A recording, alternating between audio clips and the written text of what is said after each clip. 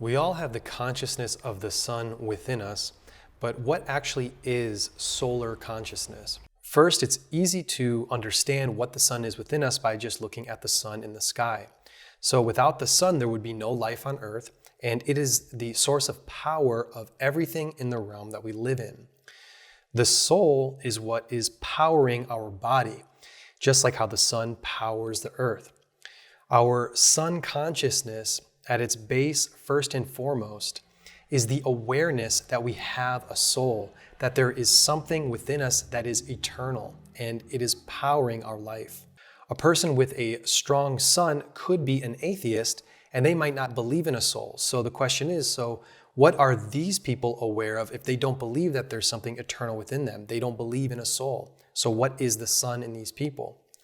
The solar awareness of an atheist is that there is a mystery to life, and at best, a person can't know absolutely everything, and that there is a separation or a difference between them as an individual, and then knowing that it is impossible to know absolutely everything there is to know.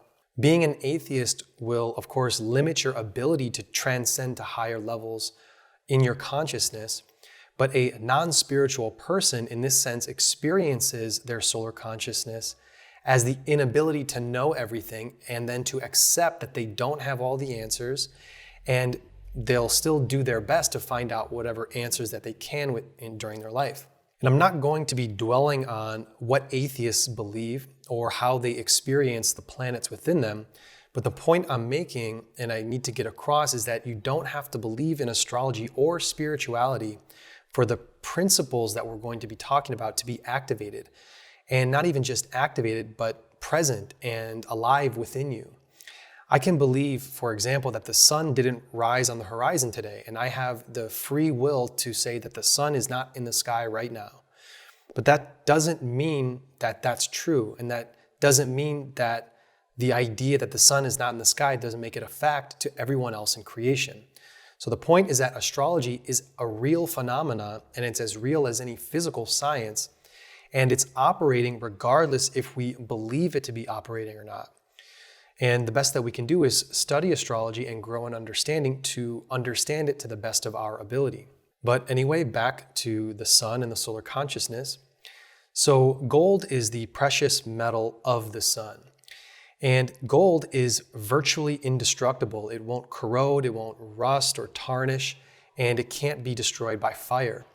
The only way to partially dissolve gold is through a mix of hydrochloric and nitric acids, but even then it still exists in a dispersed form as gold particles on a molecular level. So gold has always been a form of money and been so valuable for a number of reasons, but essentially because it has this indestructible quality and it's considered the most pure metal. Now think about your soul as being this perfectly round gold ball. And then imagine that it's completely covered in mud or partially covered in dirt and mud. Now, the mud in this metaphor is the experiences that we have on earth that accumulate over many lifetimes. And we call these samskaras, or impressions on the soul. So when we look at the gold ball, it doesn't look like gold anymore. It looks like a mix. It could be completely covered, but it doesn't look like gold. But underneath, nothing has changed about the gold ball. And this is what our solar consciousness is. It's something that never changes. It won't corrode or tarnish despite how much mud there is on the outside of it.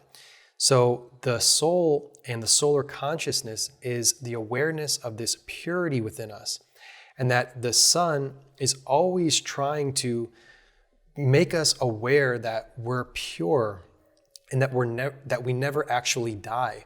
Just like the gold cannot be broken down by any naturally occurring phenomenon. So even though we're impure, we have this mud covering the ball, our soul, or the samskaras covering our soul, and we're all impure beings living on earth. Nobody is perfect. It means that we all have something covering our purity, but underneath, we're all the same. We all have that same gold ball that never changes. Now, becoming aware of that purity is how a person becomes self-empowered. And it gives this natural strength to become that pure self, to become as close of an expression of that purity as you can. So the sun within us is this ability to have the strength to be ourself, to be an expression of our soul. And that soul is a unique self. So even though all gold is the same substance, when we return to the metaphor of the mud, each person has a different proportion of mud, of dirt, of clay, a little grass, whatever. Every person has a different proportion of those coverings. And what that means is that each person has different samskaras or impressions accumulated over lifetimes. So not everyone has the same covering over it. So in this sense, every soul is simultaneously the same, but also different from every other soul. So we're all the same, but yet we're all different. The solar consciousness is this ability to see that we're all the same, but we're all different. So the sun within us at all times is trying to express this purity. And since we're all different, we all express that purity differently because we all have different impressions modifying how that purity is expressed. So a healthy sun person is a very authentic person, someone who shines like nobody else is able to, and without regret or without fear of being accepted for expressing how they are a unique individual. So the healthier the sun, the more naturally confident a person is to express their uniqueness. And the solar consciousness is the core of our self-esteem. And the purpose of self-esteem is to inspire and encourage us to be uncompromising expressions of our soul. When we look at the world around us with this awareness that we're all the same, but we're all different, we develop a compassion for other people. So the solar consciousness is very compassionate to all of the other creatures because it knows that there's actually, at the deepest level, there's no difference between oneself and anything else around you. So a healthy sun cares about the well-being of other people in the same way that a leader has to care for the people that he or she is leading. They look at other people who aren't as powerful as still worthy of respect and admiration for who they are as a unique person. An unhealthy sun is very selfish because they're lacking compassion for others, which is the state of ignoring that we're all at our core essentially the same, or at our core we are the same. The phrase Noblesse Oblige is an excellent way to think about the sun. And it's a French word that means that the nobles or the leaders of society have an obligation to care for the people that they're leading. So when a person is noble, but not necessarily a noble, you don't have to be a member of high society, but when you are noble, you are honestly concerned with the welfare of other people. And it's this internal sense that you're responsible for the welfare of others. And we're going to talk more in depth about responsibility in a little bit. So the sun is the part of us that has an authority over ourselves, first and foremost. And it's this ability to be a leader for others. And it's our relationship with whoever is in authority in our life. So let's jump back to how the sun, what it's literally doing in the sky so we can see what it's doing within us. First, being around the sun for too long, it will burn your skin and you'll want to find shade because it's just so bright and hot that you're going to need to take a break after a little while. So the sun slowly wears things down over time. And think, for example, a sign that a person puts up in front of their store, and say that sign gets hit with direct sun day after day over the course of a year. Eventually you notice the sign, it's starting to wear down, the colors wear down. And essentially the sign is going back to what it was, which is this original material. So the sun within us over the course of time, over the course of our life, it's burning things away to get at the foundation of who we are. And our solar consciousness is gradually removing the elements of us that we are not. So you can think about it as burning away that mud, those samskaras. And a healthy sun is gradually getting rid of these things that are not us, these experiences, just trying to get to that pure divine essence within us. And the healthier the sun we have, the more we let go of parts of our personality and our lives that we no longer need, that are no longer serving our divine self. In other words, the sun is sacrificing parts of ourselves to eventually bring us closer to the pure expression of our soul. And we all must make sacrifices in our life in order to do that. So a healthy son will sacrifice for other people and make the necessary sacrifices for what is right for us to do in our life. And look at the example of Jesus and the story of Jesus. He made this ultimate sacrifice, and the story is God sacrificed him for all of humanity. But inside of that story is this encoding on an esoteric level about what the solar consciousness is doing to each and every person throughout all of our lives. Jesus' sacrifice was to make a better world for other people. And the solar consciousness within us is this genuine wanting to make a better world for other people and to leave the world in a better place than we found it. And we do this by making sacrifices for a higher ideal or a higher goal. So obviously, an unhealthy son does not want to sacrifice anything, and that's why people with weak sons, they aren't able to improve their lives and they don't improve the lives of other people. And again, that comes back to selfishness. They only want to do things for themselves, but they're not sacrificing for something bigger than them. And there can be some confusion about what the ego is in astrology. Some people say the sun is the ego, but it's actually the moon that is our ego. And the ego is this inner knowing that we're a separate, autonomous person, but the sun is this inner knowing that all souls are the same, as what I was talking about, that we're all part of this super soul and we're all made of the same substance. So the sun is getting at that purity, whereas the moon is this true but other knowing that we are separate and we all have a unique personality within the context of other people. But we're going to talk a lot more about the moon during the moon videos, and we'll talk more about the ego. And the sun and the moon are the only two planets that never go retrograde in the sky. They never go backwards in their path through the zodiac signs. But the moon has different phases. So the sun moving through the sky is the most consistent of all the planets. It has no phases and it never goes retrograde. And we count on it to be there every single day doing what it does, which is powering everything. So the sun within you is this ability to be consistent day in and day out. Being powerful, compassionate, and sacrificing every day is a very difficult thing for us humans to do. But a person with a very strong sun is able to do that, and therefore they're capable of becoming a great leader and someone that other people can count on. Like how we all count on the sun to be in the sky, someone with a strong sun, we can always count on them being there. And it's through consistency that we become better at whatever we're focusing on in our life. And you can't expect to be a great artist if you only paint one time a week or one day a week. And you can't expect to be good at anything if you're only doing it every once in a while. So it's through consistency that we become strong and able. And this is what the sun within you is aiming to do. It's what it's trying to do, become a strong and able-bodied person. So the sun is our ability to be a responsible person, which takes a great amount of consistency. And you wouldn't call a person responsible if they're also inconsistent. So those two concepts work hand in hand, consistency and responsibility. So what we do is naturally important for other people, especially those who depend on us, and they need to lean on us and depend on us at times. So the solar consciousness is how well we're able to not waver when other people ask us for things or ask us to do things, or when life demands that we assume a certain role or responsibility.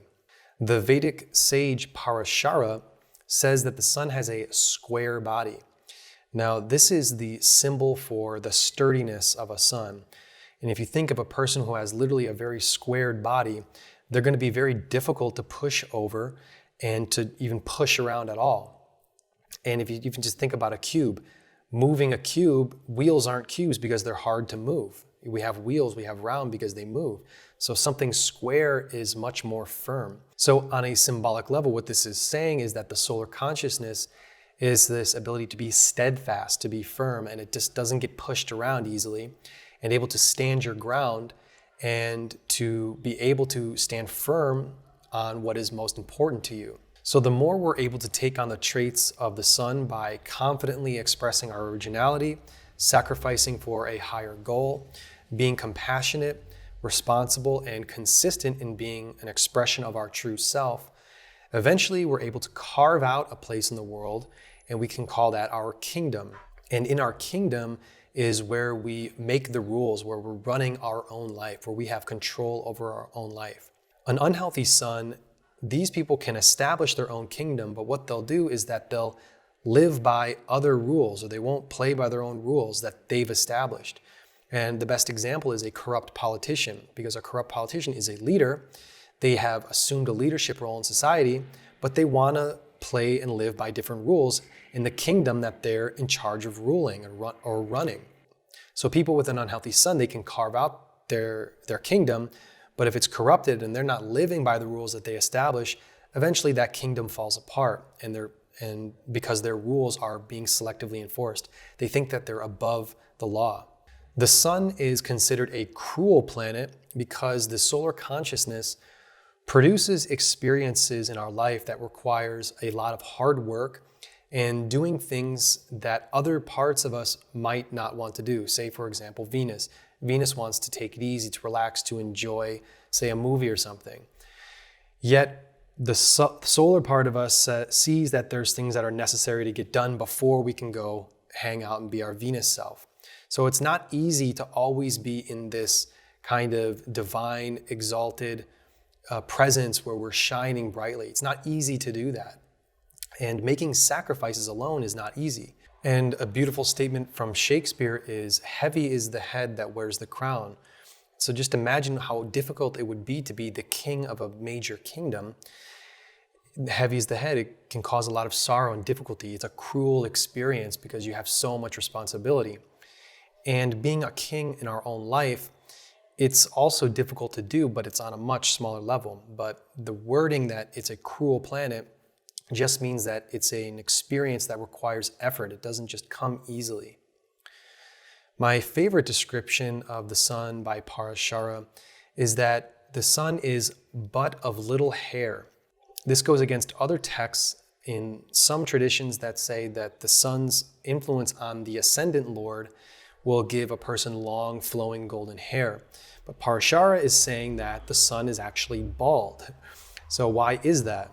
So the volume of hair on our head is something that we have little control over. We can style our hair, but when hair goes, it goes. So what's interesting is that there are various studies of women who find that bald men are actually more attractive to them and that they're more masculine, and that they find that bald men are more confident and dominant, and they're attracted to these traits. And this is because these men have strong suns within them, and that the sun, being a strong force in their consciousness, it's a healthy sun, it's also affecting factors of their physical appearance. Because you can have a strong sun, but it's not affecting parts of your chart that are affecting your physical appearance. But the deeper symbol of why Parashara says that the sun is bald, and the symbol for baldness, is that the solar consciousness is not concerned about what it has no control over. And a healthy sun knows what it can and cannot personally control and affect, while an unhealthy sun can be a person who's very defeatist. They may think they have no control over anything. They struggle with understanding what power is, and they can become even obsessed with control and become very domineering people, because on the inside, they don't feel like they have control of themselves. And finally, this is kind of a summation, is that the sun is the force of divine masculinity. So if you're looking for a man, look for the traits that I just described to see if he has these traits. A toxic masculinity is simply the unhealthy solar consciousness. And since we all have a sun, that means women have a divine masculinity within them. So just as a man can be domineering, inconsistent, or inauthentic, women can also have these traits of toxic masculinity. The sun is divine masculinity and the moon is divine femininity. But having a healthy sun is more important for a man than having a healthy moon, while having a healthy moon is more important for a woman than having a healthy sun. While they're both important and they flow through us, having the healthy sun is very important for men specifically. And this is because masculine planets, which are the sun, Mars, and Jupiter, they're activity-orientated planets. So Mars and Jupiter, they also rule female signs, so they have actually a feminine aspect to them. But the sun only rules over the sign Leo, so the sun is actually the pure masculinity. So the divine masculine feels good and is healthy when it's actively doing and giving of itself, because like I said, masculine planets are activity-centered. We'll talk more about the divine feminine when we get to the moon, but in short, the divine feminine is not activity-centered, but receptivity-centered. So the divine feminine feels good when it's receiving. So the battery of the divine masculine actively giving and the divine feminine receiving is the battery that powers our individual selves. And it's the battery that powers the dynamics of men and women.